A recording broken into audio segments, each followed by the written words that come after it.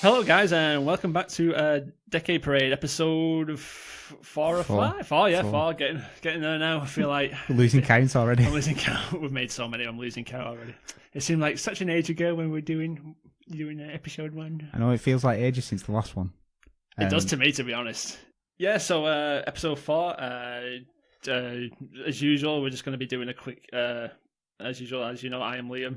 I'm Tim. And we're just going to be While this episode is a bit different, the usual premise is that we review games from that were released this month 10 years ago, and we just basically talk about it, see how we enjoyed it, and just compare it to more modern games, like if they aged well or if they didn't.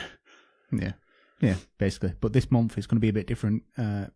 We decided to do a bit of a special, and we decided to assign each other a certain title instead of picking one from 10 years ago. From that month, because to be honest, the list from April is a bit shit. Yeah, just to clarify, the reason we did is because it's like a bit of a birthday special, wasn't it? Yeah, it was both of our birthday. Well, the last episode 17th of March, I think it was. Went up on my birthday, which was 20th. Yeah. And then your birthday. My birthday was the 14th, so in honour of that, this is why we assigned each other this little challenge just to make it a bit more special.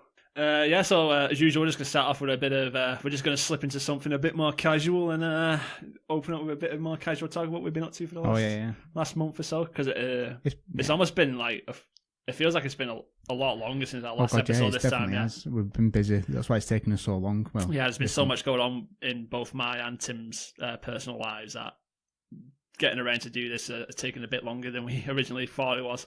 And by that we mean Sekiro mainly. Yeah, I found out it's actually Sekiro. Oh, that's how they say it in Japan. They can fuck off. That's how they say it in Japan. So apparently that's the official way to say it. Right. Well, we're English, so I say whatever the hell I want. So you've been playing it. Well, you completed it. I completed it. I couldn't believe I was so happy when I finished it. It was such a good game. You played it on PS4? PS4, yes. Because I played all the previous Soul-like games on PS4, so it just felt right to play it on PS4. But yeah, it was so good. Like, you finished it quite quick as well, considering. To be fair, I did have a week off when the game released, I did devote the majority of my time to. Right. Because I should have been on holiday, shouldn't I? So. Oh yeah. We won't go into that. That's for another episode. I played quite a bit because I was off as well. I had a few days off work, so I played quite a bit of it that week that it came out, and I ended up just stopping after that. Not through lack of wanting to play it, or not. Yeah, because you told me you didn't quite enjoy it. It was just lack of time. Yeah, I know what you mean. And then other things come out, and like I say, you get to some points in that game where you just can't do it, and you get frustrated. And some people just. And to be honest, a lot of the bosses that I beat, What was the last boss you beat? What the community say, I cheesed it. Compared to Dark Souls and Bloodborne, where you have more freedom to create the kind of build you want, there's not really as much cheesing in this, because you only got like a certain set amount of stuff, like skills in. Yeah. So every player is pretty much going to be using the same. When I say cheesed it, I mean I looked at a video of how somebody else beat it, and then I did exactly what they did. That's not cheesing it. Cheesing it's like finding a glitch. That's exploiting like a mechanic or a glitch or something and winning. But just doing a strategy that you're seeing on YouTube, it's like. I think the first main boss, the one that's on the horse.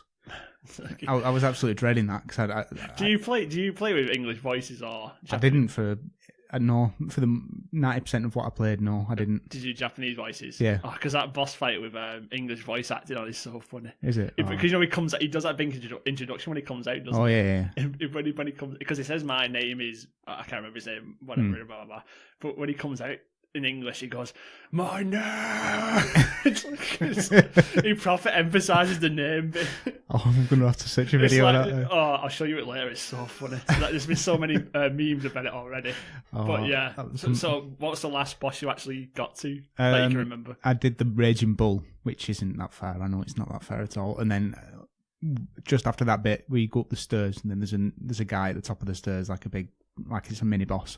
I probably should say there's spoilers for Sekiro, really, but honestly, I mean, there's pictures and videos of it everywhere anyway. I mean, it's a Raging Bull. The bull is in the trailer, to be fair, so yeah. But yeah, I got to that area and then I got fucked off with those ninja fucking star throwing bastards. Yeah, and on the rooftops. And that's what put me off. I'm like, I can't be bothered dealing with another character. I've got used to all the enemies now. I can't be bothered dealing with another. I don't want change. I just want the same enemies. The last boss that I tried, I went back to the Lady Butterfly. Did you? I beat her. First phase, and I was like, "Oh, that was easy, like, brilliant."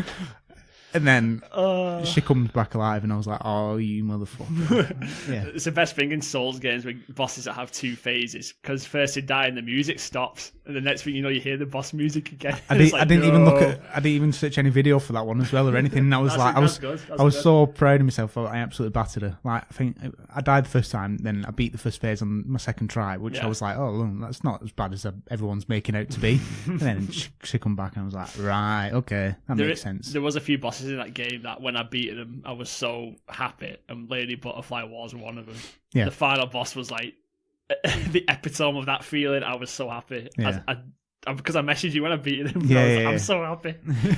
I must have been like 4 hours of trying to beat that boss. I'm definitely gonna go back to it. Yeah. The thing now is I'm just dreading the fact that I've not played it in so long. Going back now, I'm gonna be rusty. I did that with the first Dark Souls game. I loved it to bits. Like, I love Demon Souls as well. Yeah. And I played it. When I got Dark Souls, I got it straight away. Played it.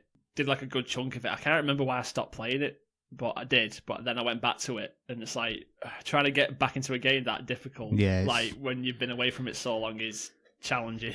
I'll probably start again from scratch, and I'll probably pick it up a lot faster and get through it faster. I know when I get to the certain bosses. It's very difficult getting used to the parrying mechanics. Yeah. For me, it was because like I said, I'm more used to Souls games where like blocking isn't, because Souls has parrying as well, but it works a lot more different than how Sekiro does it.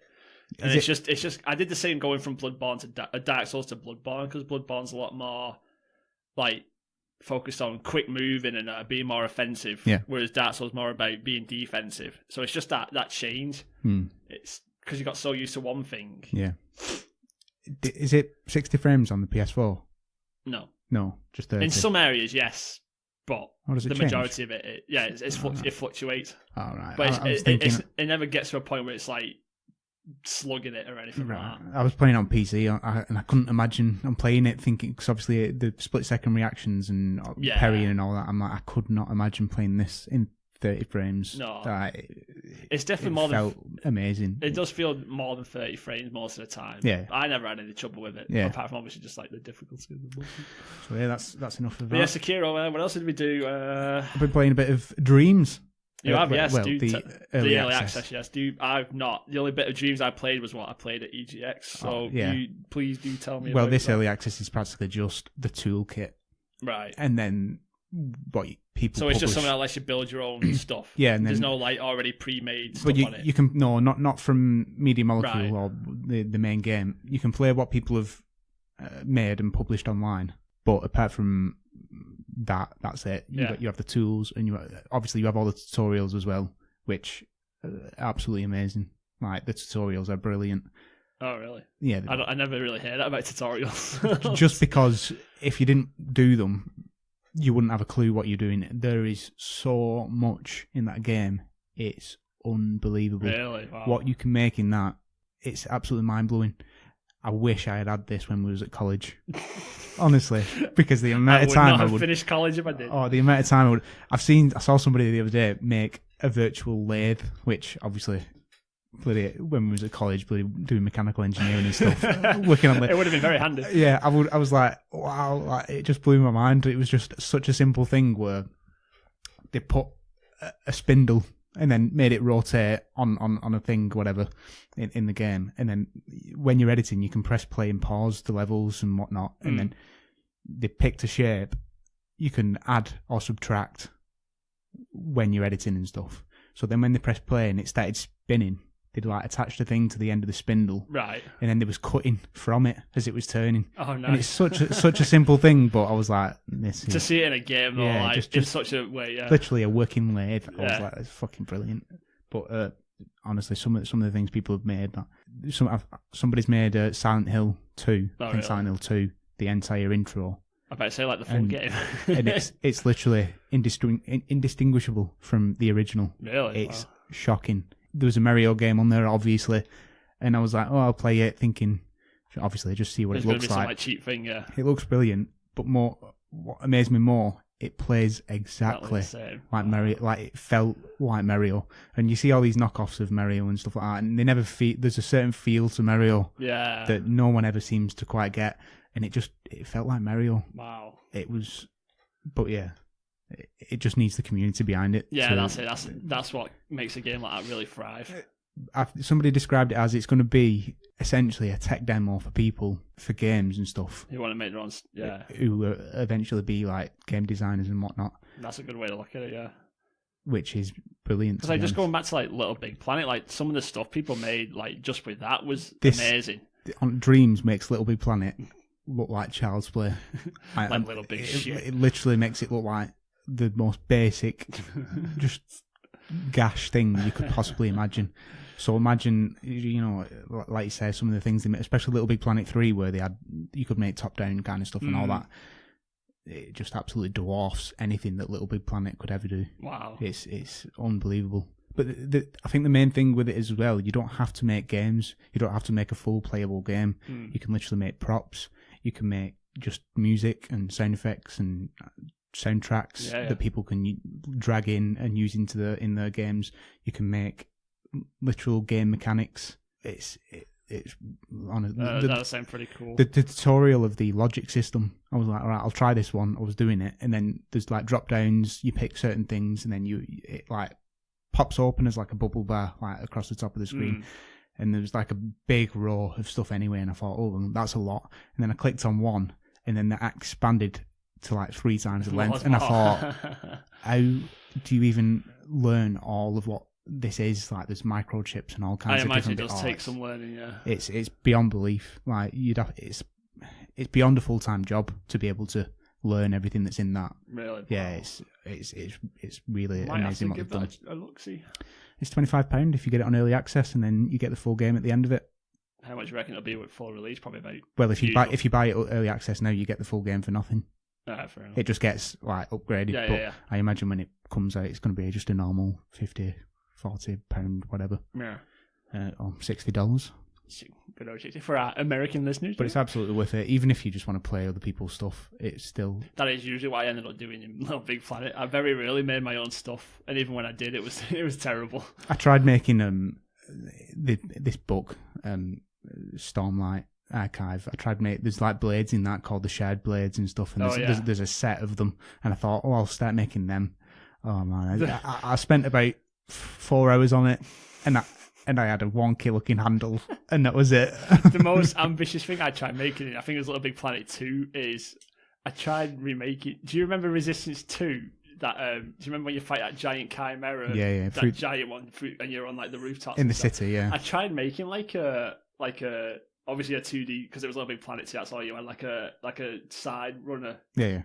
Type thing while that big thing was chasing you. You'd be going for like the rooftops and stuff. I think I made like 2 buildings.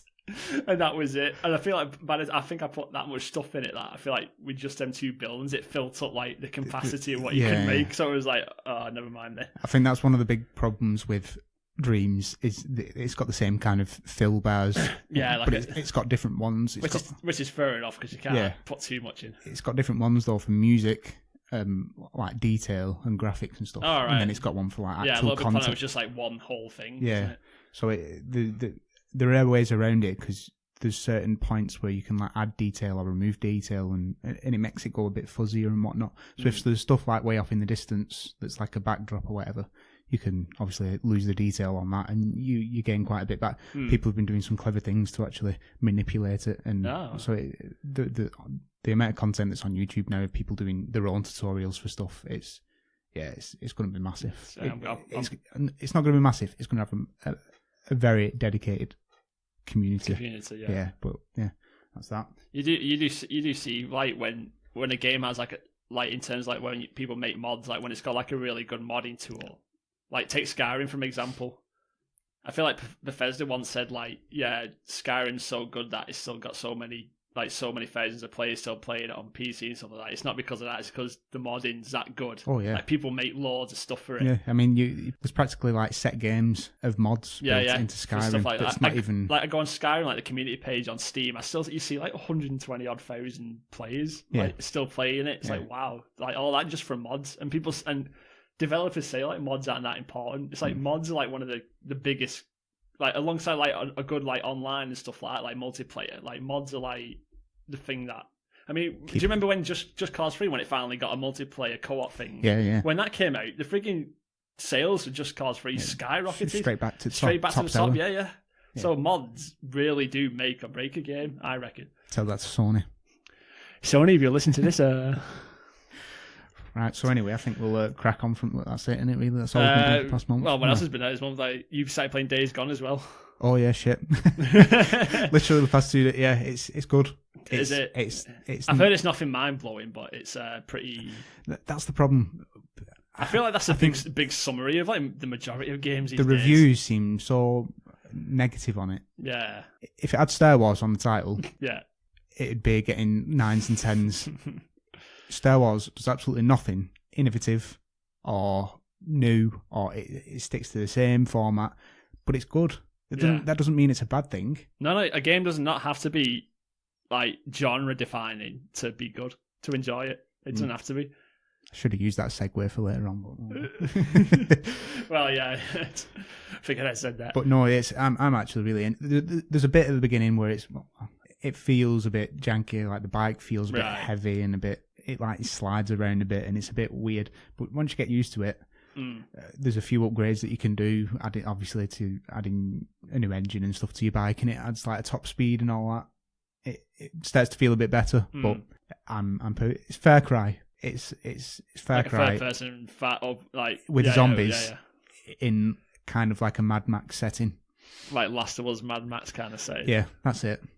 Which is perfectly fine. It's something that you could put on.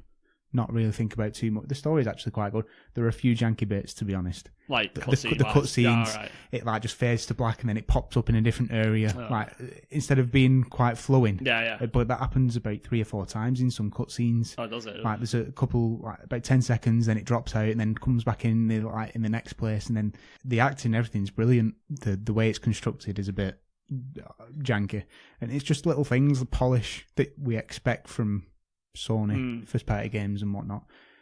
For example, when you fill in your bike up with fuel, there's like these little fuel canisters everywhere, and it's not got a fuel gauge, has it? Yeah, and stuff like that puts me off games. It goes down quite fast as well. Oh, does until it? Until you can. I've not upgraded mine yet, but until you can upgrade the fuel tank, I don't know what it's going to be like. But it goes down.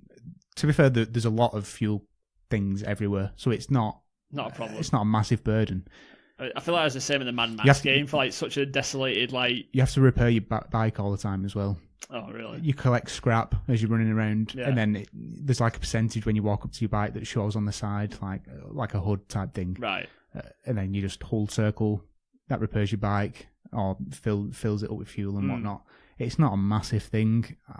You can upgrade, like I say, you can upgrade your bike so it's a bit more durable. So I imagine when you keep upgrading, it'll get to a point where it's like not even a bother anymore. Yeah, I imagine so. But I'm enjoying it. I think it's that's the main thing, really. Yeah, but like I was saying though, the polish, certain things that you expect from things like Last of Us and whatever.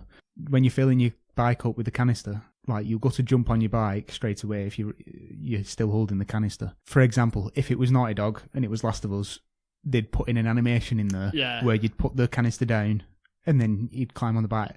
With this, you just you hold square to get on the bike while you're still holding the canister, and it just like flies out your hand. it just like glitches out. It just like pops out your hand and then just falls wherever it goes. If it hits the bike, then it'll ricochet off and like do this weird floaty thing. It's little things like that, and then I see that all the time at the petrol station. Yeah, definitely. But apart from that. As long as you're enjoying it, it's the main thing, really. I hope it's not the end of Bend, because I think they have done a brilliant job. This is the first. They're the same people who made Siphon Filter. Yeah. I think I've only ever played one on the PSP. I think it was, but I enjoyed that. But the only things they've done recently is remakes of stuff. Like, like they made the Uncharted PSP game. They did. Or Vita game. I played that as well. That was good. It was really good, yeah. But it wasn't a massive thing, was it? But this is the first time in a long time they've actually tackled a big like big new game. IP exclusive thing. Yeah, and I think it's more than. I've heard definitely more good things than bad things, so I reckon it'll be fine. I think the reviews put so many people off. I feel like, then as people have played it, they've gone, "What? It's actually, I'm actually enjoying it." Yeah, it's I feel like because so many people, because Sony released it's got exclusives like Last of Us, God of War, Yeah. and all that. People compare Days Gone as like in terms of like exclusives to those kind of games. Yeah. So that's why they make it sound a bit more worse than it is. Yeah. So that's it for this month. So yeah, what else is this month? It's like Endgame and Game of Thrones. I don't think we need to talk about that, do we? I feel like everyone's probably told more than that. I've already seen Endgame. Tim's going to go watch it today. Yeah. Spoiler, Batman dies. So I feel like we've already talked about enough bullshit. Yeah, so talked about Days Gone. We talked about a lot about Days Gone. Let's talk about Days Gone of last year. That's the worst segue ever. And 10 years ago, we'll still run through the list from 10 years ago. Honestly, there's not much on this list at all. That's it. You'll probably see why we didn't really choose anything when you hear it. Yeah. And I was looking at next month's as well, and that's just as dire. So 10 years ago, this month, on April 7th, we have The Godfather Part 2. Did you play The Godfather? I did, yeah. I played I never played the first one. I played the second one because I heard a lot of good stuff about it. I think that's where I jumped. A lot of people say that it was pretty close to rivaling GTA. For me, I don't think... You took over areas, didn't you? Yeah, racketeering and all that. I actually enjoyed it at the time. I bet it's janky as fuck now. Oh, yeah. Most likely, yeah. I mean, I would like to see what it looks like, actually. Most open world games feel awful when you go back to them. Yeah, they feel great at the time, but... Just try playing something like GTA 3 or Vice City today. It's like, wow. Yeah, don't. Next, Ninja Blade. Was Ninja Blade the... It said 360, yeah. Oh, no, it's not that. Oh, I'm thinking of Heavenly Blade for PS3. Next, The Chronicles of Riddick, Assault on Dark Phoenix. For a movie-based game, that was actually really good. I've heard brilliant things like, about the one that came out before it, Escape from Butcher's Bay, was so good. Yeah. Like, everyone said, like, oh my, is this really based on, like, a movie universe? The only footage I've ever seen, like, when I've seen videos and whatnot, I can never actually see what's going on, because it's always so dark. Yeah, that's the main theme, isn't it? I did hear some, because Escape from Butcher's Bay was mainly, like, stealth-based, like, and like manipulating like prisoners and stuff to get what you need and stuff like that. I feel like some of the negative things people said about Dark Phoenix, that it was a lot more like typical first-person shooter action based, which some people didn't like. Yeah, but I enjoyed it. I don't think you played it, did you? No, no. But I did enjoy it though. I remember playing it on 360 when it came out. I was considering we could have. That's probably the one we would have done. Consideration, yeah. Yeah. Good thing about Dark Phoenix is that when it came out, it actually came with a remastered version of Butcher's Bay. Which I thought was quite impressive at the time. Next up, Dragon Ball Evolution on the PSP. I'll fly through these. Stop me if you want to talk about it. Yeah, it just sounds like a typical side fight 2D fighting one. Company of Heroes, Tales of Valor. That was a good PC game. Flock. Do you remember Flock? Yeah. Remind me. Let's move on. It was basically a sheep game where you had to like a little puzzle PS Network. I can't say I'm well aware of that. Ragdoll Kung Fu Fists of Plastic. Why does that ring a bell? I got this for free because there was a glitch on the store when it first came out, and it honestly it was. I feel like that's how you get the majority of your games. Monster Hunter. This. Oh yeah, honestly, it was actually a really good little fighting game. It just never got any traction, but yeah, it was quite good. Actually. It was worth a few hours of fun. It was very based around ragdoll physics and stuff like that. Obviously called Ragdoll Kung Fu. Yeah. But yeah, it was a fun little game to be honest. Next, Braid. Braid, I think that was also a strong consideration of what one we were going to do because you've not played it, but you really want to do it. I really want to because I absolutely love The Witness, and obviously it's Jonathan Blow. It's made by the same fella, yeah. I bought it anyway. Yeah, just in case because it was on sale. But thinking about it, like a primarily puzzle only focused game, I feel like there wasn't much we could have said about that. Yeah, I think it's only about 4 hours long or something like that. So it would have been like we would have mainly been talking about like the story and stuff like that because it is quite a trippy story. Next, Demigod. Nope. Dream Chronicles: The Chosen Child. Dynasty Warriors: Gundam 2. I feel like that's when he just took Gundam and basically turned it into like your typical Dynasty Warriors game. Is that who I say? I bet I've pronounced that wrong. What, Dynasty? No, Gundam. No, Gundam, that's fine, yeah. Is that how you pronounce it? Why do you think you pronounce it? I don't know. It's one of those things that... Because it's a Japanese thing. It's got such a big, like, dedicated Yeah. community. No, it's literally how around it sounds, Gundam. I feel like if I said that wrong, I'd probably get abuse. Super Robot... I can't even read that one. Oh, Jesus. Oh wow! Super Robot Tyson OG Saga Endless Frontier for the Nintendo DS. I need a drink now. Right, Velvet Assassin. That was, I do remember seeing that. It was just like a very underwhelming, average like Hitman in terms of like making like a Hitman kind of game. And the last entry. Go on. Stalin versus Martians. Why have I not heard about that game till now? That sounds like something I would have played. I think we should have played that one. Stalin versus I want to know. It sounds like a strategy kind of game. But yeah, as you can see, April was pretty underwhelming, which is why we came up with the idea of doing this little show instead. This little double action kind of thing. Yeah. So basically, we assigned each other a game. Yeah. As a birthday present. Yeah. To each other. Oh, how we hate each other. Who wants to go first? I'll let you go first because you've not said much about your game. Thank you. So I'm quite... Right.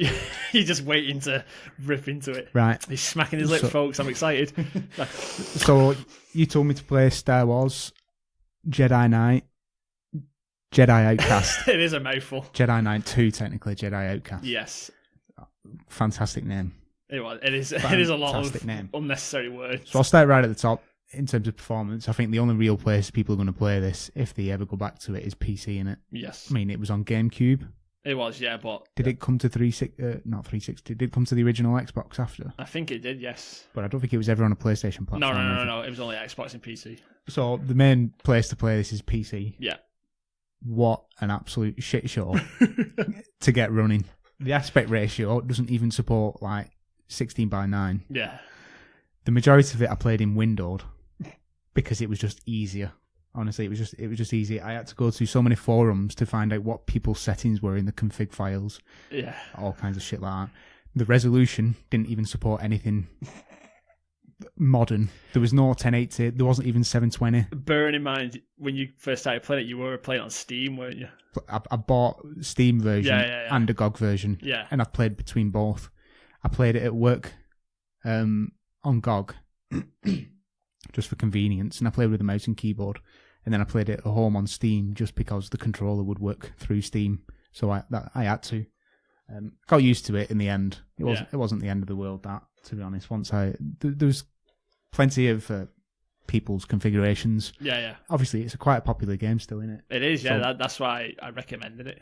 Because I played it, of course, and I really enjoyed it from what I can remember of it, but it's more fresh in your memory, so that's why I'm so keen to hear what you think. But yeah, apart from that, in terms of performance, it ran fine. Yeah. It was just a matter of getting the resolution and things set up right. And I know there's lots of mods. I never bothered with any mods. Yeah, I feel like that's one of our main problems when we play PC games. Like on this podcast, PC games from so long ago, it's just getting it set up, on more modern machines. Yeah, it's literally been a problem with every game. At least with one of us, yeah. Even if it's something little, just turning off a tick box or something like that. I've had blurs across the screen with Dark Sector. Yeah. It was just a matter of... I say ratio, frame rates, with me with Mirror's Edge at some point because it had physics effects on. Obviously, this one's a lot older. It is, yeah. Because this game did not come out 10 years ago. When did it come out, Tim? I don't know. I didn't look at that. You didn't do your research. Okay, we're going to end it here, folks. Its initial release was March 26th, 2002. So a lot longer than 10 years ago. Yeah. We'll pretend that was absolutely seamless, that I didn't just research that. Visually, I was actually surprised how well it was built. Oh, really? Yeah. I didn't... There was never any bits where... even Dark Sector, I was looking at bits and I'm like, this is janky. It didn't look nice. This wasn't an issue. You can tell it's old. Don't get me wrong, obviously, but for what it is, the resolution was a bit of an issue. I would have rather had it a bit sharper and whatnot, but maybe it would have looked worse if it was at a higher resolution. Obviously highlighting the bits that you're not supposed to see, One thing that was awful, and it's kind of a gameplay visual thing. Okay. How much did you use the lean feature? I don't even remember it, so that's probably what I probably didn't use it much. Well, there's a lean feature that makes you feel sick, like you're in VR. Honestly, like Mirror's Edge VR style. It's not. I think it's on the keyboard when you press the Q and whatever next to like the direction. Yeah. For walking about.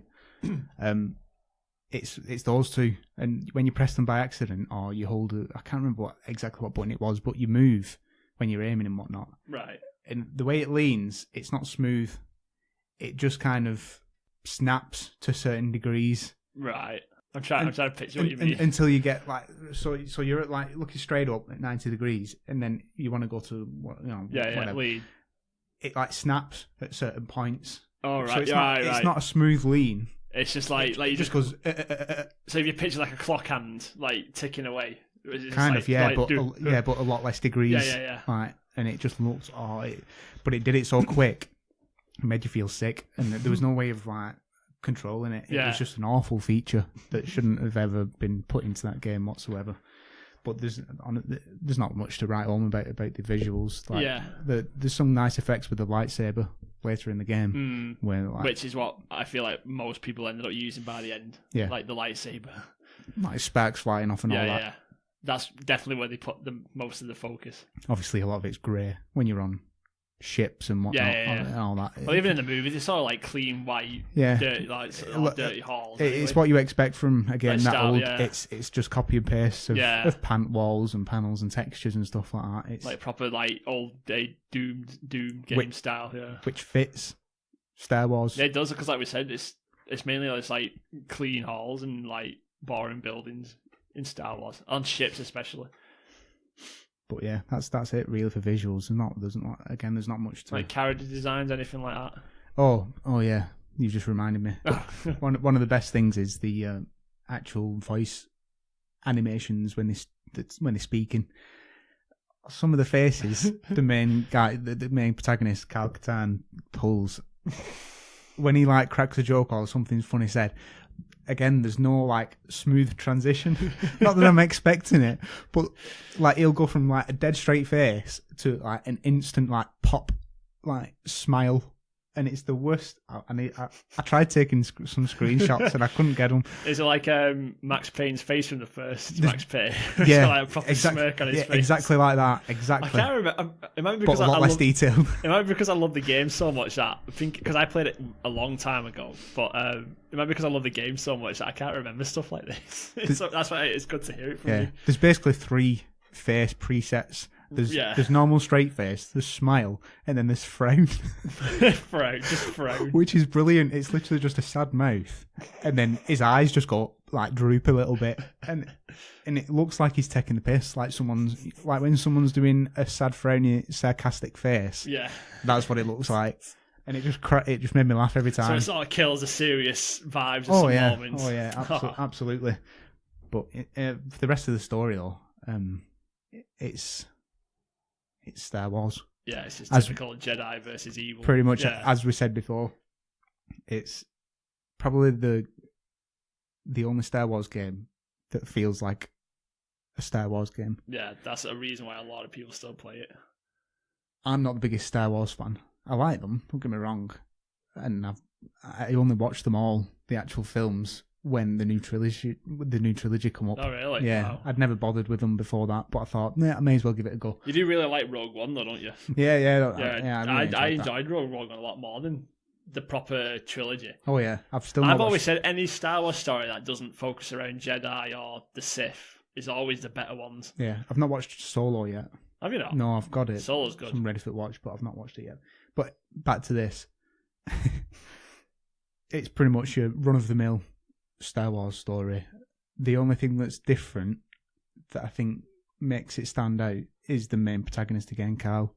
Because he's not just a typical good guy, is he? No, he's like you said, the majority of Star Wars, it's about hope and we've got to save this and that. Like a better than thou kind of hero. Without spoiling what actually happens, not that it really matters at this point. But he doesn't give a shit about anything else. He doesn't. He just wants revenge. He gets screwed over and he just He doesn't care about who he pisses off, who he kills. He's just on this mission for revenge. Bearing in mind, this guy's supposed to be a Jedi as well. Yeah, well, in a sense, yeah. Yeah. I did put that in my notes. Obviously, I haven't played the Jedi Knight 1. Yeah. Which I did a bit of research after, and I found out that he kind of tries to get turned to the dark side. Yeah, because he's a bit temperamental. He lets things get to him. I think most people refer to Kyle Katarn like as a grey Jedi because he's like a mix of like both light and he's like a balance of like light and dark. Yeah, he can't control himself really. Yeah. Because without spoiling it. No, I'll let you talk about it. Sorry, go on. No, go for it. Yeah. No, I mean in terms of like the gameplay because you can use both like light what fans would refer to as light side powers, like your typical force push and like. Did they have force healing in that? I know we had it in Knights of the Old Republic. Yeah, you have healing. You do, right? Yeah, but you have like force choke and stuff as well, don't you? Yeah, you have the grip. You have grip. You have this balance of like light and dark side powers as well. That's one of the really good things as well about this is the natural progression of the skills and powers and stuff that you get. Yeah, it's like as you go, it just unlocks. Yeah, and then it doesn't. It's one of the things I put. The game doesn't get in your way of playing the game. Just lets you do what you want, which I think is really good for backing up the main character as well. Like he doesn't care about anything else. Yeah. He just gets through, kills everything, basically just to get revenge. Yeah. And the gameplay mirrors just that. Unlock more and more. It's just like it just gives it you. It doesn't really tell you. There's no pop-ups. There's no prompts. I think there's a bit where you can read about it at the beginning of each level, like, oh, you've unlocked this. Yeah. If you look at the menu, but apart from that, it just practically gives it you. Even with the lightsaber fighting, one of the first lot of missions or levels or whatever, you don't have a lightsaber at all. No, you only use guns. And I was really enjoying that, to be honest. The first person. Yeah, shooting. just the shooting. Yeah, I was like, this is good. I'm enjoying this more than I thought. And then you get to a level where you get the lightsaber. The first big level. Oh, what a fucking arsehole that level is. Oh, was it that where it's like a big wall or something? I'm trying to remember what it is. It's like two massive walls. You go to that. It's like a little city, and you go into that bar. Yeah, that's what I'm thinking of. Yeah. And then it's like it just doesn't let you even use the lightsaber. It gives it you. Yeah.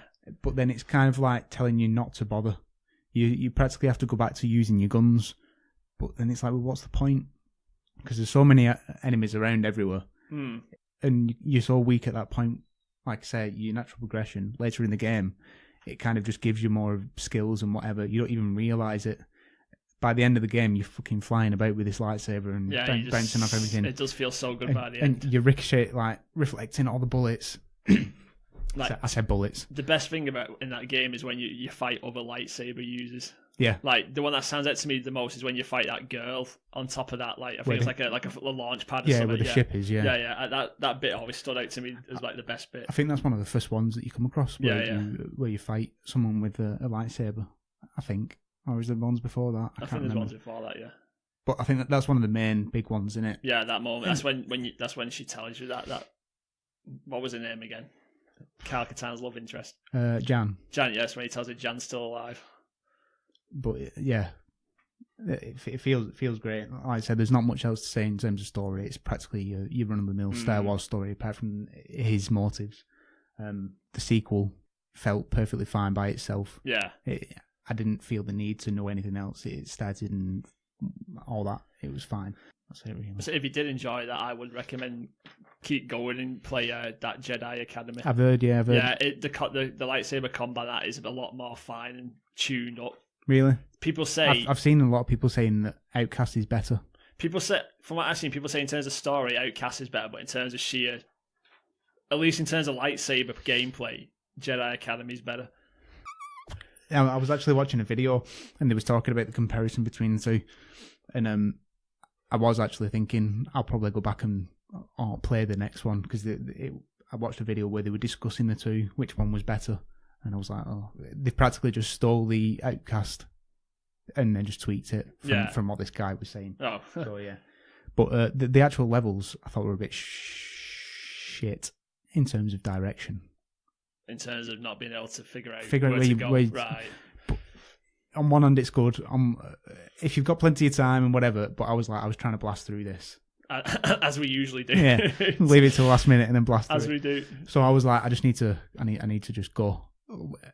And like I say, it doesn't get in your way of just playing and exploring. Early in the game, I was fine with that because I was like, oh, I've got loads of time. It's not that long.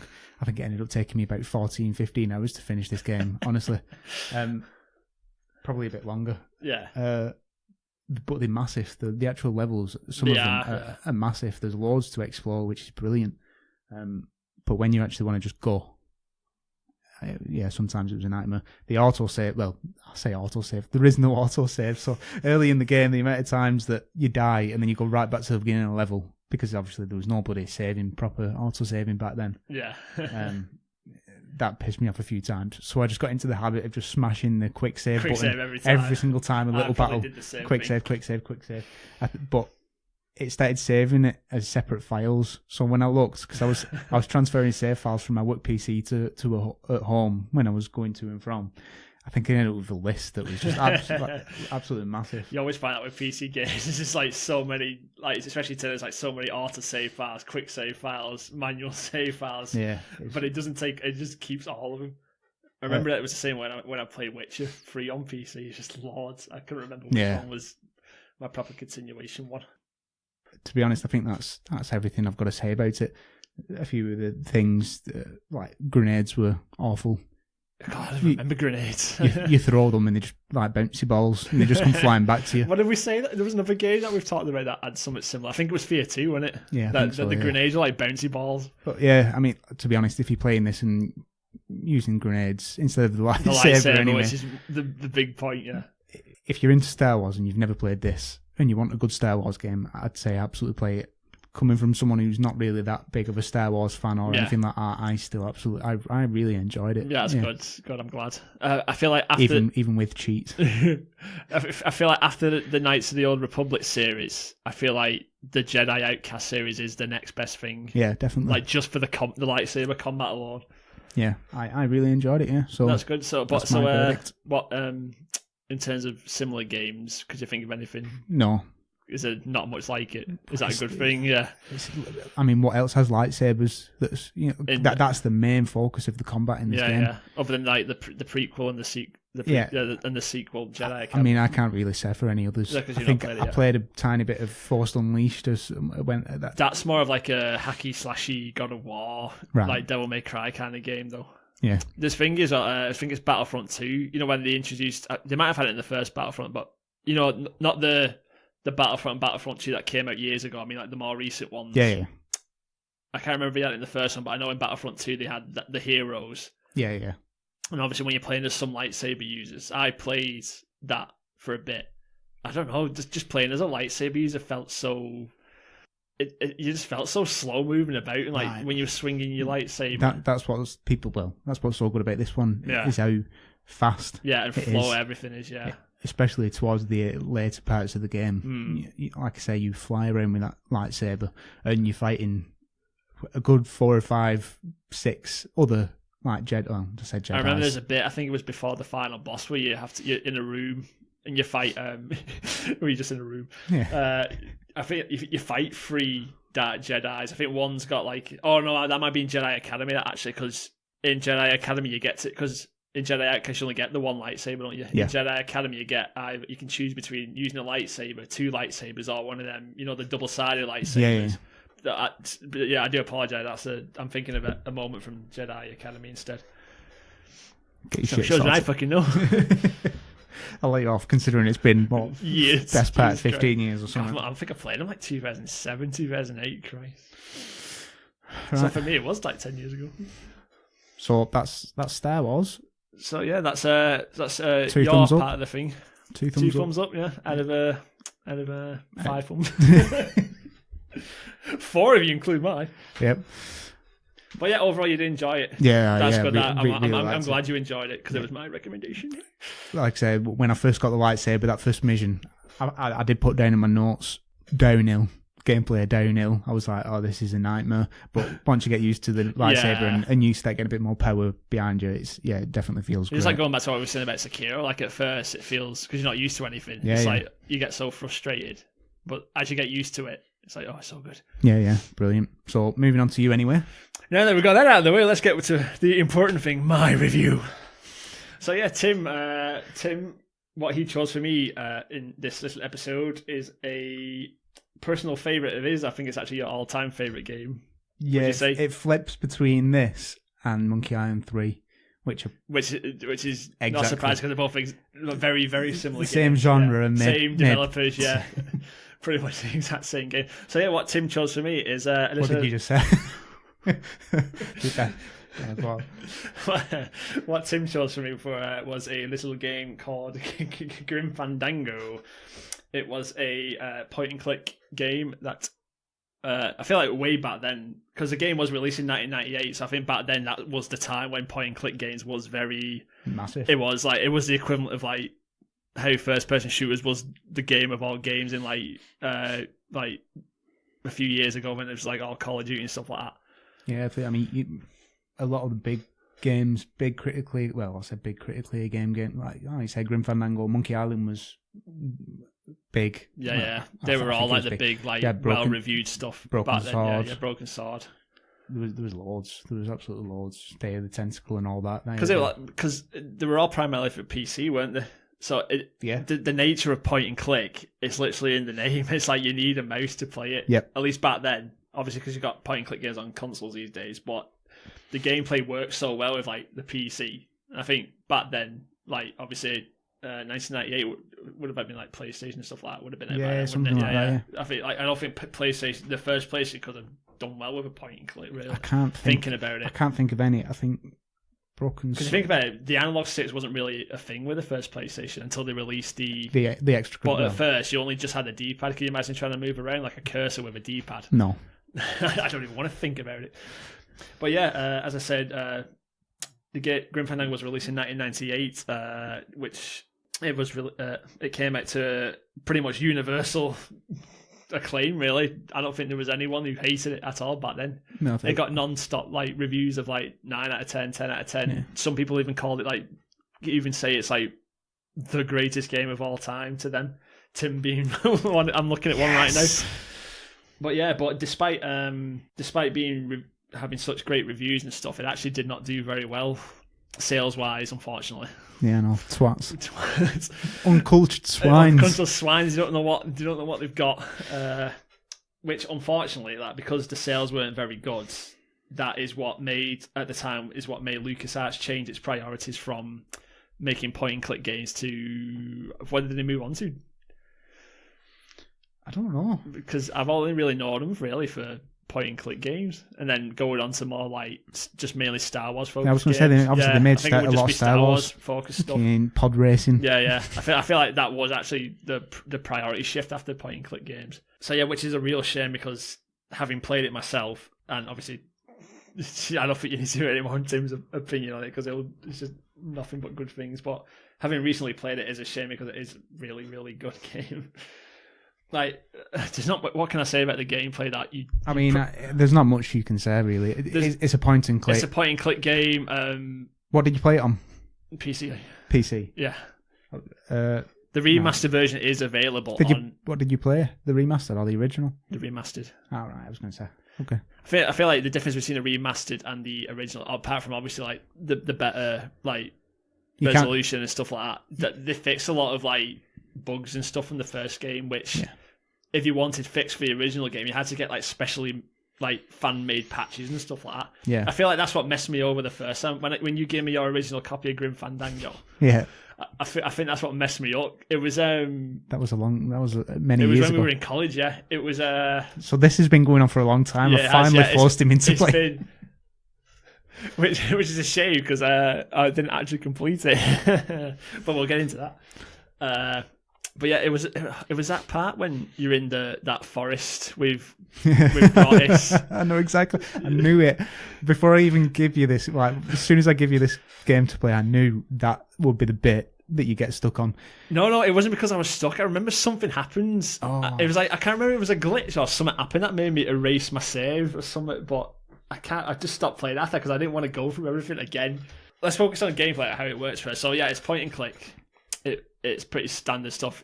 You literally just point and click and stuff. Like you click on some 3 options come up. You can either pick up the item, look at it, like, which is like an explanation of what it is, because I imagine back then with like the graphics as it was, I don't think like graphically wise you could really see what some of the stuff was just by looking at him. So having like the main character Manny pretty much explain what it is was a godsend, to be honest. Manny Calavera. And so you had the pickup option, the examination option, and you had the use option. Going to one of the complaints I had about it is like the interface of the game, like it wasn't very clear on like how stuff worked, because there wasn't really any tutorials at all. At least in the remastered version that I played, there wasn't. Did you not like the inside jacket shuffle? No, I loved that. Like how it worked, I thought was hilarious. But after a time when you've got so many items, it's like oh my god, where's this item I need? Yeah, so basically the inventory system is you look at the inventory system. Yeah, design like appearance wise, it's great. Like there's not many inventory systems I can think of that were that like so funny and creative. He basically just goes to a screenshot of his torso with his jacket or whatever clothes he's wearing, and he just pulls out one item at a time from inside his jacket. How many things can he fit in this jacket? Which is like a bit of like a tongue-in-cheek kind of thing.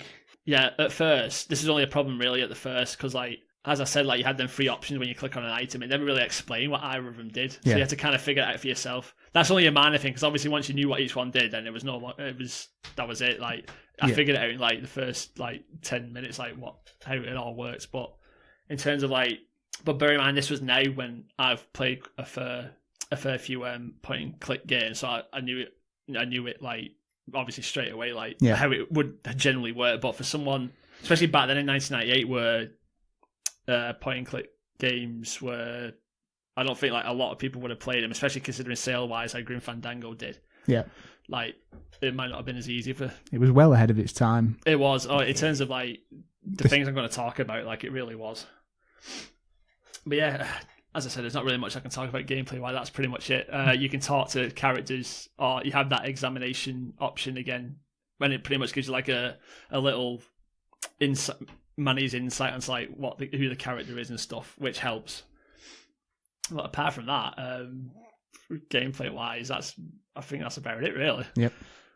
So like I say, but the main thing that made Grim Fandango good, it wasn't the gameplay, it was pretty much everything else. The style, the characters, the humour, the music. It was all perfect for like what it was going for. It really was. The amount of times I put the soundtrack on Spotify and just listen to it. The music is brilliant. I love that.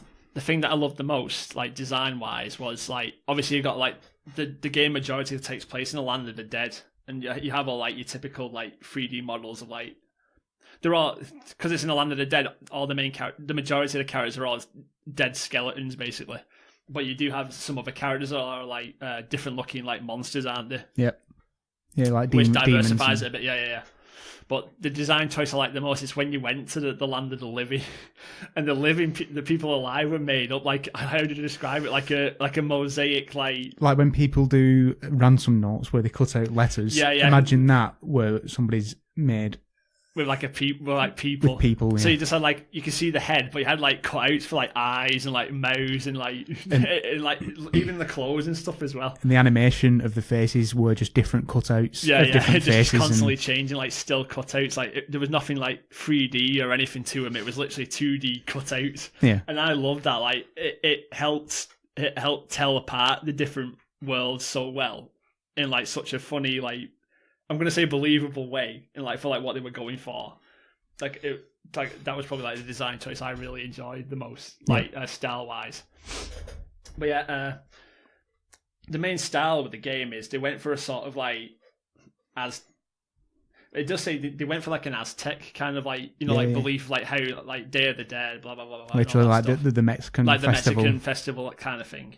But they also had like a noir style film feel to it all, like mainly like casinos, like the boats and stuff like that. Yeah, there's a massive list of films, a lot of them like old style black and white noir films. Yeah, that he got his inspiration from. Yeah, and they said that I think Casablanca was one of the big ones. Yeah, and you watch some of these, and there's literally characters that have been ripped from these films. Yeah.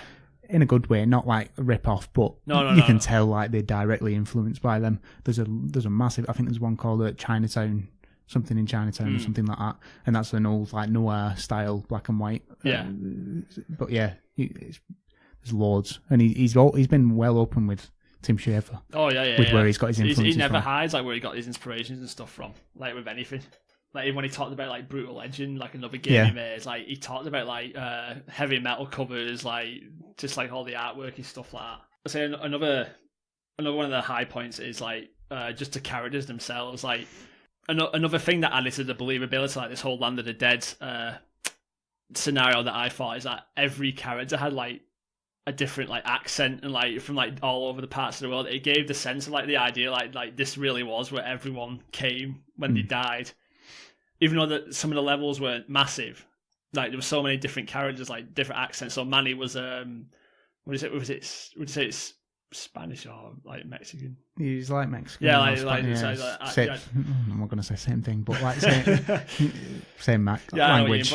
But like a typical like. There's some characters had like your typical like Italian gangster accents. Some people who had like there's the French. Yeah, like the French people. Guy. Yeah.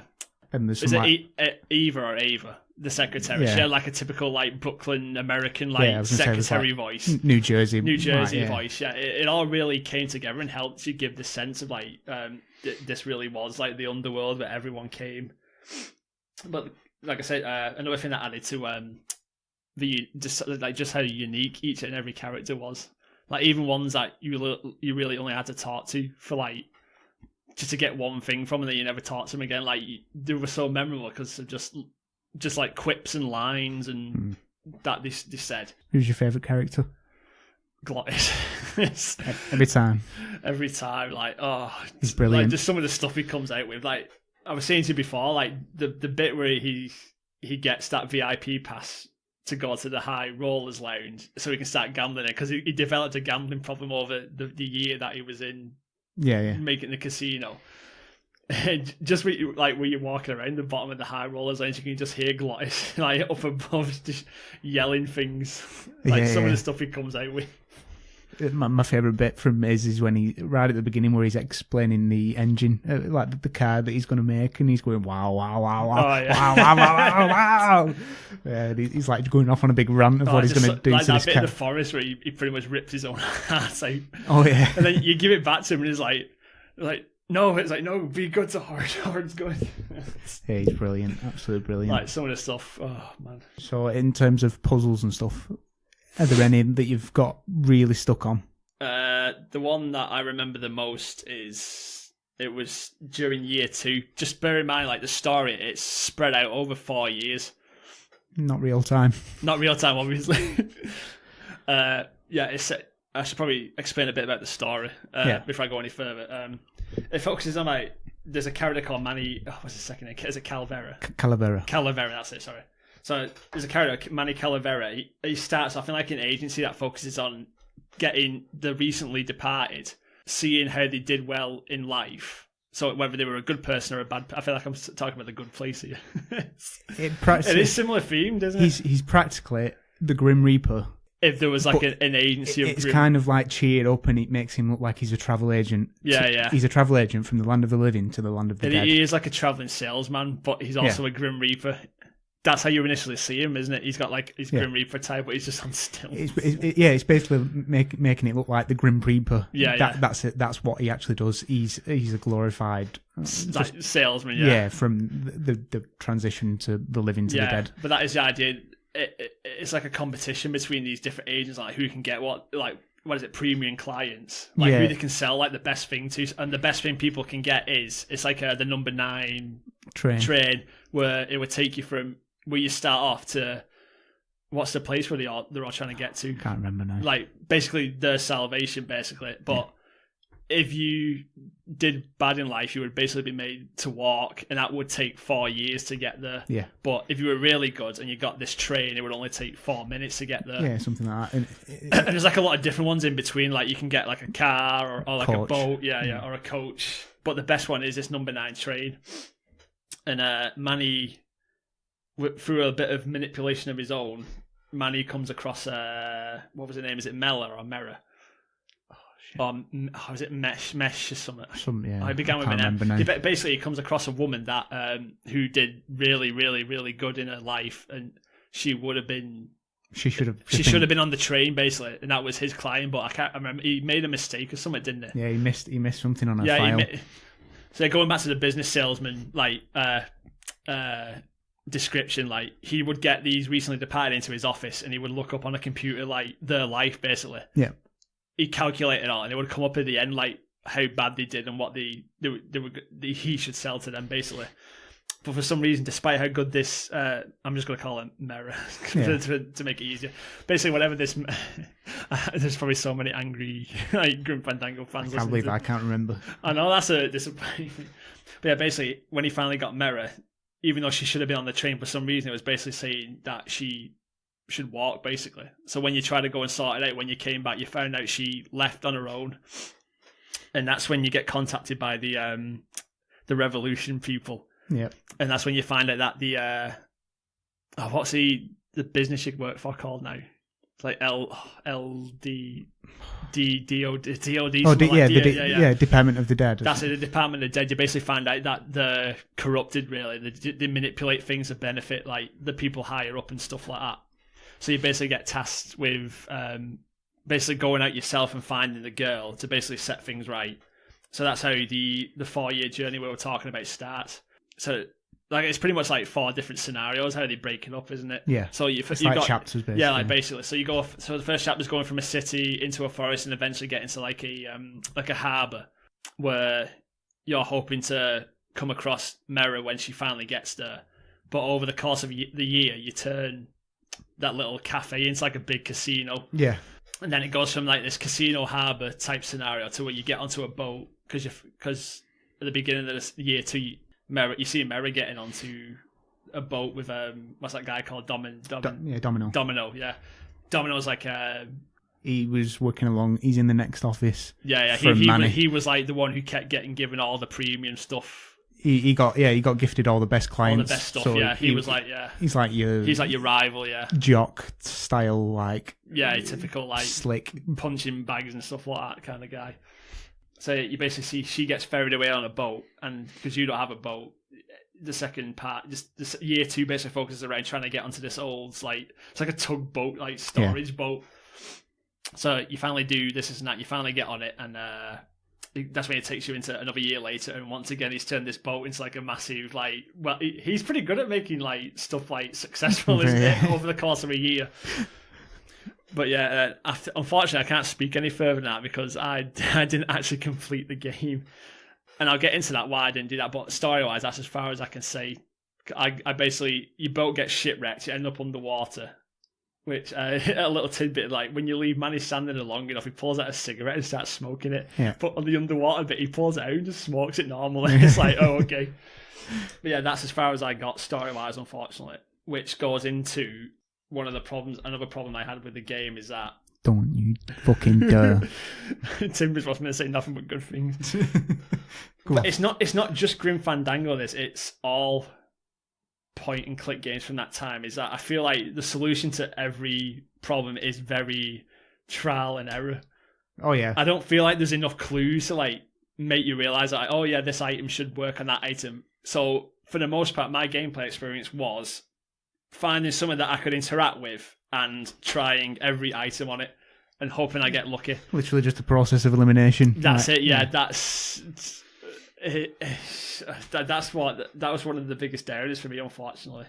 It's the pace of everything got slowed down so much just because you were wasting. I know it's not a game that's supposed to be going fast, 100 miles an hour. You're meant to explore and get to know these characters and interact with things, but the pace just felt so ruined because you spend about 10 minutes on one thing, just trying every items and every possible thing you can think of, and if you get lucky enough to actually get something to work, you got it, and if you don't, it's okay, I've got to go find either another item or I've got to go do something else. And it's not, I know it's a big puzzle game, it's not supposed to be making things clear, but I felt like a lot of the time there was a very few moments where I knew straight away what I needed to do with an item that I got or a certain event that I needed to trigger. Yeah.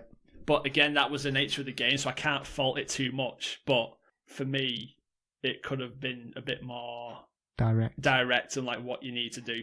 I think that's one of the biggest complaints about Grim Fandango out of most point-and-click games. It's very... There was a learning curve. It's very obtuse in what you actually have to do, whereas a lot of other point-and-clicks, they are more direct in, obviously, the dialogue and what they're saying, like, oh, I need this for this thing, and then when you actually find it, you think, all right, that's what that's for.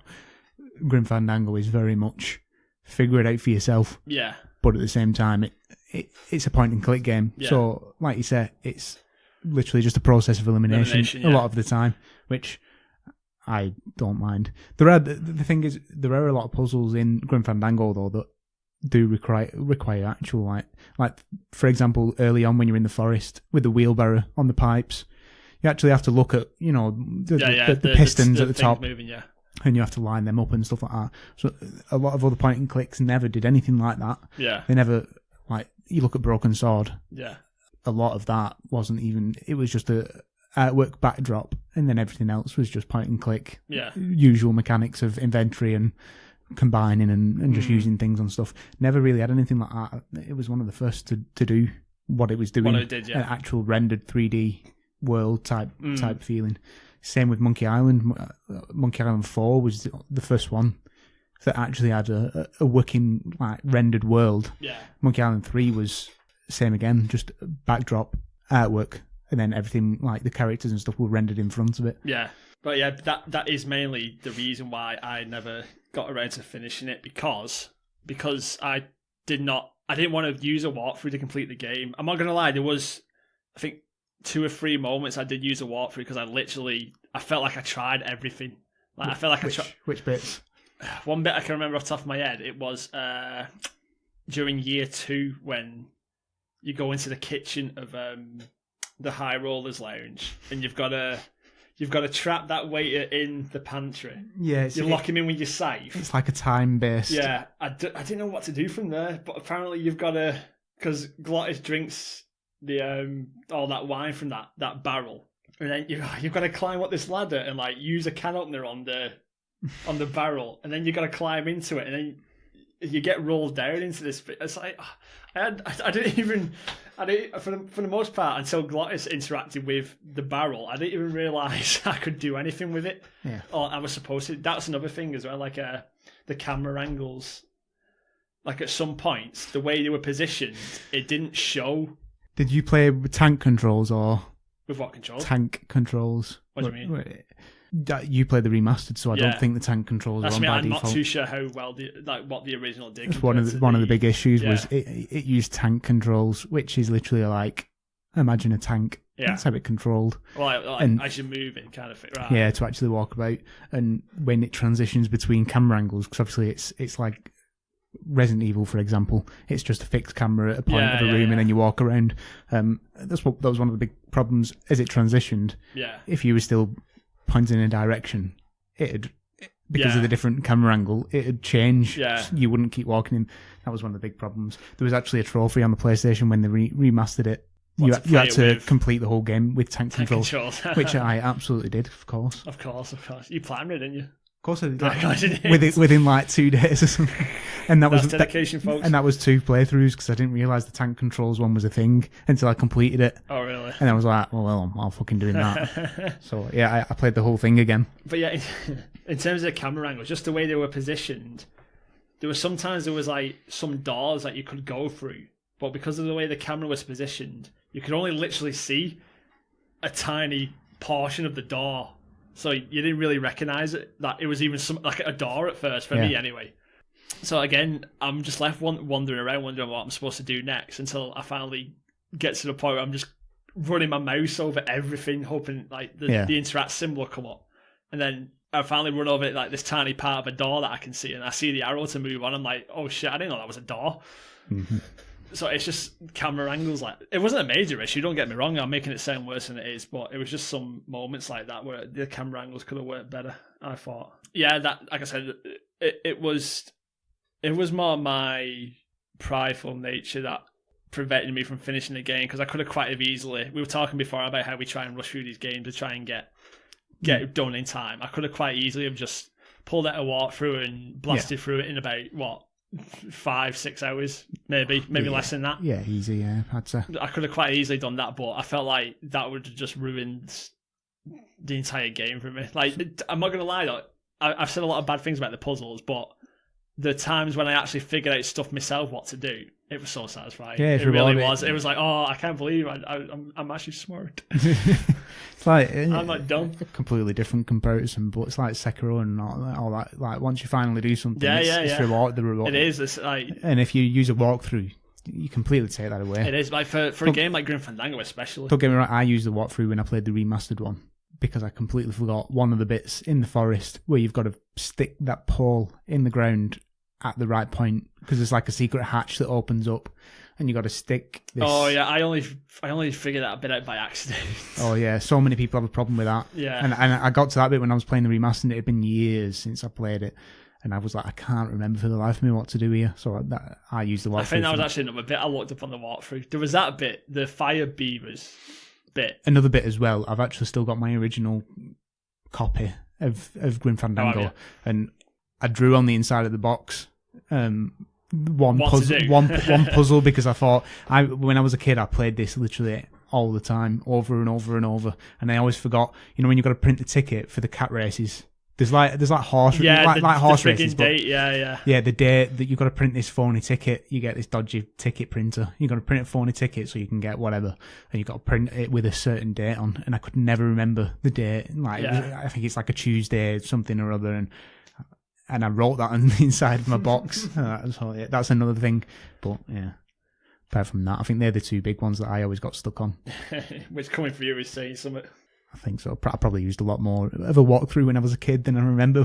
That's what I mean. It's like, thinking back on it, it's like, because the game's so difficult, there was so many times where I thought, like, because you told me you played it when you were younger, I just thought, how did Tim figure this stuff out? The thing is, when I was a kid, though, like you say, I had loads of time. Yeah. It's just a matter of process of elimination. Yeah. And I just love walking around and talking to people. And as a kid, playing that at the time, it felt so much bigger. It felt like an open world game when I was a kid. Bear in mind back technology back then, in a weird way, it felt like a massive open world. It was. The levels were quite big. The year 2 level, especially, like what's it called? It was like something like that. It's not been that long since I freaking played it. I forgot all this stuff. There's a bit that used to the Land of the Living terrified me as a kid. As a kid, when I played that, just like the shit out of me. Like you were saying with the mosaic people, that honestly gave me nightmares. The other bit that scared the shit out of me. There's a cutscene when you're at the cafe when he turns it into a casino, and you see a woman at the end of like a balcony that it's dark, and then as it turns round, it's like a skeleton raven bird thing. Yeah. That. Every time as a kid, it scared the shit out of me. It was because you don't realize what it is. It looks like a silhouette of a woman, and then it just turns around. Like the music, the music just amps up, and I don't know what it is. There was a bit. Bearing in mind, I'm a grown ass man now. That's what I say. There was a bit. It didn't scare me, but it freaked me out a bit. It was when after you crash your ship. Well, you don't crash it, you're splitting in half. Yeah. Yeah, literally. Literally. And then you sink, and then you're underwater, and that guy with that lamp starts walking around. This little lad, man. Yeah, this little lad, shine. I did that bit where you walk around with him. He said, can we just tag along with you? And Clive starts singing. It was that bit when you warn him about the monsters, and he goes, oh, what? You mean these guys? And he shines a light into the darkness, and there's all these big fucking monsters just staring at you. Brilliant. Like, they weren't scary monsters, but like, just the idea of, like, because there's nothing surrounding you but darkness underwater. Just an idea that this is just monsters just waiting out there. That freaked me out a bit. And that giant octopus as well on that submarine. Like, you can just see its eyes just watching you. Like, what was the age rating on it? Was it PG? I wonder if it... No, it wouldn't have been intended for kids, surely. But I said there's some quite freaky bits in it that I thought can't be for kids. I can't remember what it is. But yeah, going back into like how you said, like, you even as a kid you were left like wondering what stuff to do. It's a good thing that the characters are so lovable, like the environments are so unique and interesting, the music's so good because everyone's well acted. Exactly, every voice acting is spot on, perfect. Like Manny especially. last E3 they got all the cast. I remember you saying, yeah. And they did a live reading of it, and they got Jack Black on as well. I can't remember who he read, but they all read the script out, and it was like 2 or 3 hours long. Yeah, like I say, but if it didn't have all that stuff, like just wandering around figuring out what to do would have been a chore. It really would. That is point and click games. That's a good summation. Actually, point and click games it's more about style and story and stuff rather than the humor as well. The humor, yeah, exactly. That's why Monkey Island was so good. Yeah, the humor in it is brilliant. For example, like you're saying about the transport to the other place, one of the modes of transport was you get put in a coffin, and then he fills them up with expandable foam. Yeah, and then that's it. That's his mode of transport. He does this to this little guy, this old grumpy guy that comes in, and he puts him in this coffin, fills it up with expandable foam, and then he's like, "Oh, is this it? Is this what I get?" Like, and then he gives him, "Oh, well, you get this free complimentary mug type thing." And I can't remember what it says on the mug. It was like my first day. Like of being there, something like that. Yeah, and he's like, "Oh, you get this," and then it's like, "This is what." He tries giving it to him, but he's like, because he doesn't. He's like, wants to change his mind, but he's like forcing it into the coffee. But yeah, that's little bits like that. That's what I mean. That is what really makes a point and click game. Because if you just had a boring environment and characters, like with like, I don't know. Did you go into the poet bar? Yeah, you have to go in there to get that picture anyway, don't you? Did you do any poetry? Oh, no, I didn't know. Oh, no. That's one of my favourite bits. You can get up on the mic and you step, and then obviously you have multiple dialogue options. I remember talking to that the girl, that I think it's Olivia, the poet who owns a Blue Casket. And you do talk to her about poet. I remember saying to her, like, why doesn't she do it? Yeah. She's like, I don't do it in my own place. It's a certain type of poetry. It's called slam. Is it slam poetry? Yeah, slam poetry. And it's like the one line type bits that just don't. Whoa. Fair. It's not a small. Yeah. Oh, I can't believe you missed that. That's brilliant. I'm not. There's a Twitter account that still goes now that I follow. I followed years ago, and because there's all of the dialogue options that you can pick. Yeah. They just mix them up and they post a poem every single day without fail. Nice. And it's just called Manny Calavera, the Twitter, and it's brilliant. Every day I look at it and I just go, yeah. And there's certain lines in it that I use still today. It's like he goes, "Can you hear me say nothing?" And then it's just there is so many like I can't believe you missed it. I will probably end up playing it again. Now that I know what to do, I'll probably enjoy it more. Yeah. I'm definitely going to finish it because I want to know what happens. So you play you can fill me in for this. Like you play the later half. What's that like story gameplay wise? Without telling me, spoiling it. It's a lot faster. I think you've played. Yeah, you said to me. You said year 2 was like the longest. Yeah, where the majority of the gameplay. Where you've got the casino and all that, and all the rest of it. It's just because it's quite a big area as well. It's like just exploring it. I think the bit you're in now with the ship and underwater and whatnot, that's a fairly big chunk. But if you know what you're doing, which you obviously don't, you can get past that quite quick. Right. But some of the puzzles in that area are probably the more difficult ones. Okay. Not in a bad way. I'd say there are certain environmental things that you've got to do rather than, like you say, experimenting with what you've got in your inventory. So you probably might enjoy this bit a bit more in terms of variety of gameplay. I'm hoping so. Or a variety of puzzles. After that, it goes pretty quick, to be honest. If I go back and play it now that we've done this podcast, I feel like I'm not in a rush to finish it, I probably will end up enjoying it more now. Yeah. I feel like I can take my time now with it. I thought you might have got it on the Switch, because it's on there, and then I thought you could have just played it everywhere. I could have done, but it's only because I got it free on PC from GOG. It's on mobile and everything. Yeah, I know it is, yeah. Like I said, they released it all like around about like 2015, like onwards time, didn't they? But yeah, as I was saying, like because this game's got so much like character to it and so much like the humor, just like the humor and the style of it all, that's what makes it so enjoyable. And I feel like a point and click game without that, maybe if the puzzles were unique and interesting, that if it didn't have like character to it, it would still be good. But to me, what really makes a point and click game is story, characters, style, which Grim Fandango and Monkey Island had in absolute spades. Oh yeah, very one and the same, just technically a different setting. Yeah. Like I can't think of many games that had that much like humor and Like just again, Broken Sword was the same. Day of the Tentacle, the same. What's the other one that they've done? Was Broken Sword a funny game? I thought it was like more like a serious. Oh one. No, Broken Sword's got some brilliant humour in it. Oh, has it? Wow. Absolutely brilliant. I've always humour. thought of it as like a more like serious, and the art style of it is absolutely gorgeous. Like you put that on now, and it's still absolutely stunning. Oh wow! Because it's the backdrop, which is literally hand drawn artwork, same as Monkey Island 3.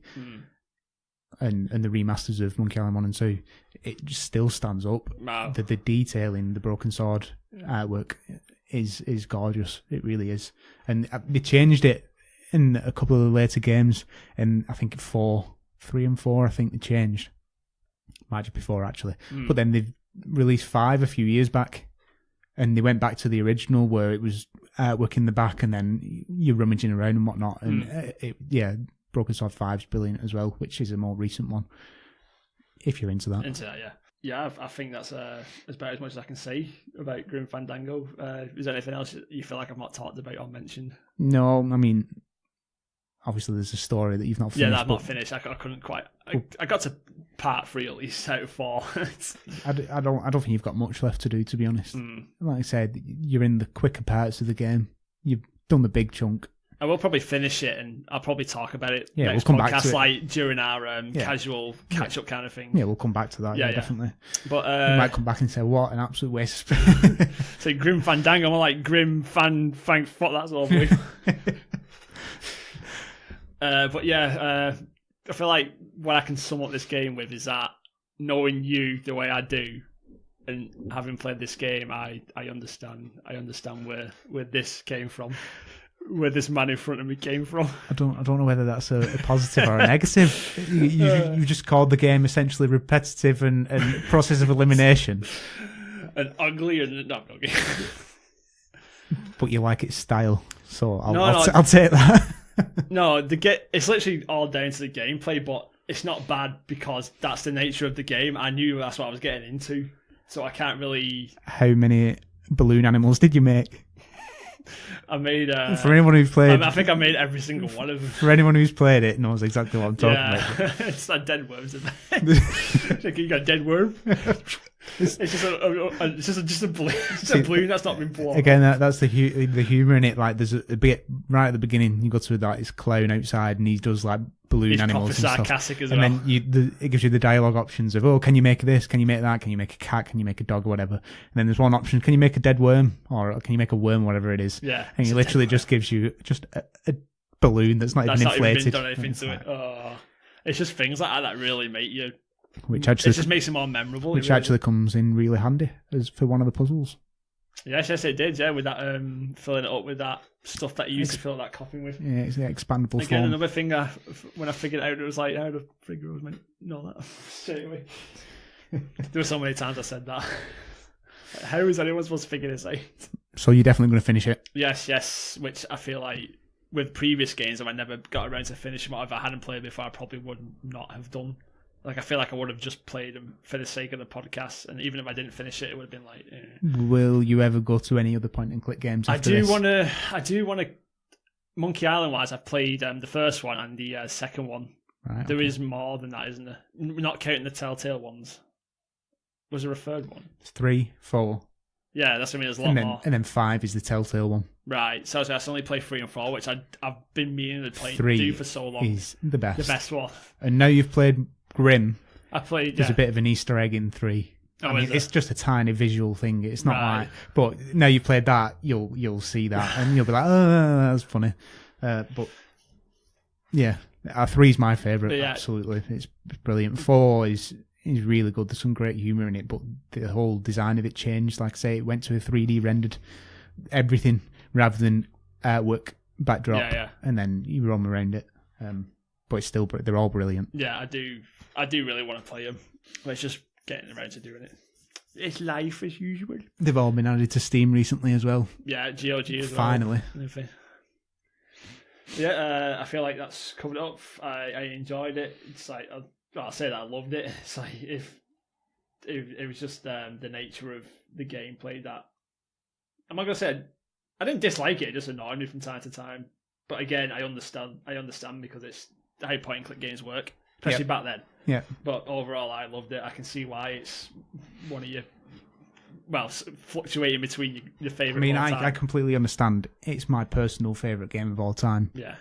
Personally, in terms of the best game of all time, no, it's not. Yeah. I mean, then, yes. I'm not deluded in terms of, I know it's not technically or whatever a brilliant, but personally I think for me, even back then, like graphics wise, it wasn't. I can't imagine it was anything groundbreaking. No, I might be wrong. I can't remember really. I remember him saying, like, obviously, like, but the art direction, the music and stuff was like ahead of its time. But graphics wise, I can't speak for that. Back in 1998. Yeah, I feel like I've talked about any game similar to that. All the Telltale, so many point and click games. They're all pretty much the same. There's a new, come out last year from Ron Gilbert, who I think he worked a bit on Grim Fandango, and his main work is, well, what he's known for is Monkey Island. He made one called Thimbleweed Park. Yeah, you told me that a few times, yeah. Which I still haven't finished yet. Oh, you know. But it's that's brilliant as well. There you go. But that's more pixel. It's very old school, like original Monkey Island. Yeah. Pixelated, side-scrolling type. Not completely side-scrolling, but... Yeah, I know what you mean, yeah. That it's really good. The humour in that is fantastic as well. It really is. But it's just a more modern day version of everything. I actually bought it on Steam, and then I bought it again on the Switch just because I thought I want to buy it.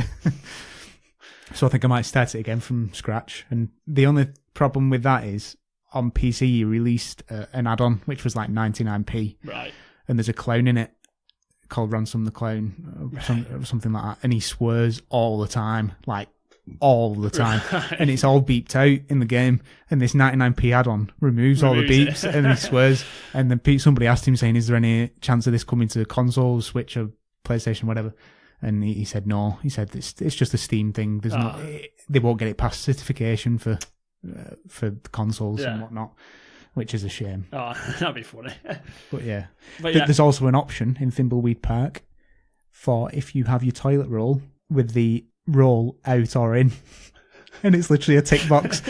And then every time you go into a toilet in the game, the toilet rolls either one way or the other, depending on what you like. Oh, I love completely unnecessary stuff like that. There's also collectibles in it.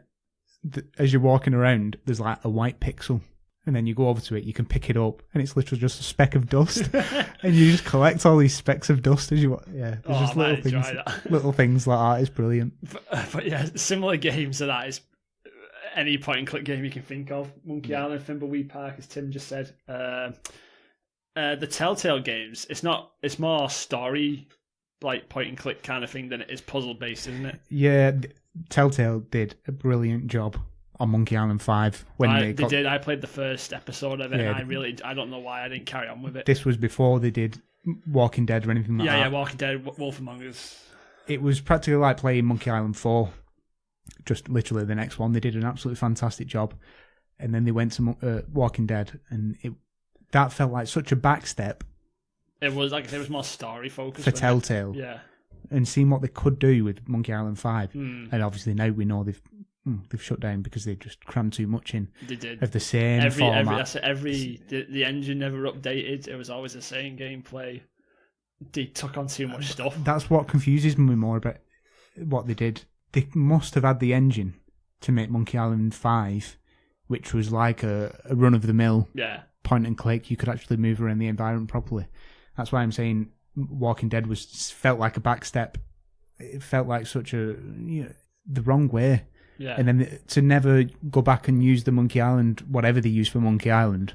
I see Walking Dead was a more like tightly focused like story thing rather than have its focus on like exploring and stuff like it did in the Monkey Island. Obviously, they was never going to do another Monkey Island because they only got rights to one title, but they did a fantastic job on it, I think. It was definitely the worst of Monkey Island, but the worst of Monkey Island isn't exactly a bad thing. But it's still a good thing, yeah. So, yeah. But I think overall, we both enjoyed our choices. We don't hate the other one for making us play it. No, I did at first. I think I texted you a few times at first, like, you bastard. Yeah, I feel like even when I first told you I wanted you to play, you sent me a GIF with that. I was just going like, oh, you're the worst. I was more worried about the fact that it was Star Wars. Because obviously me being not a massive Star Wars fan Yeah. says something wrong, which I probably have done, you get lynched by hardcore bloody Star Wars nuts. Star Trek. I love Star Trek. Such a lame joke. But yeah, I've said everything about Grim Fandango. I feel Tim said everything he needs to say about Jedi Outcast. So that's it for this episode. So that is it for this episode. Next month is Gash as well, to be honest. We actually have the list in front of us now. So yeah, if you want to send us anything or any recommendations, where should they send them to, Tim? The interwebs. There you go. Anywhere on the internet, we'll find it. Twitter, The Decade Parade. Email, thedecadeparade@gmail.com. Yeah, our Facebook group, Decade Parade. It's on there somewhere. And to be honest, I never touched the Facebook thing. What's the point? Twitter's just so convenient. We need a lot more people for the Facebook one. Yeah. But yeah, that's it really. Yeah. Give us a like and subscribe and whatever. Give us all your feedback. Whether it be iTunes. On iTunes. Give us all your feedback, whether it be good or bad, because every feedback is good feedback in my opinion. Unless it's bad feedback. Unless it's bad feedback, in which case don't at me. So yeah, that's it for this one. It's been quite a long episode again, but bear in mind we were talking about two. It doesn't matter. It doesn't matter. We don't care. We just wasted your time. There's some chunks I'll probably cut out of this one. So yeah, that's it. That's it. Thank you for listening, and we'll see you again next month. Brr. Yeah.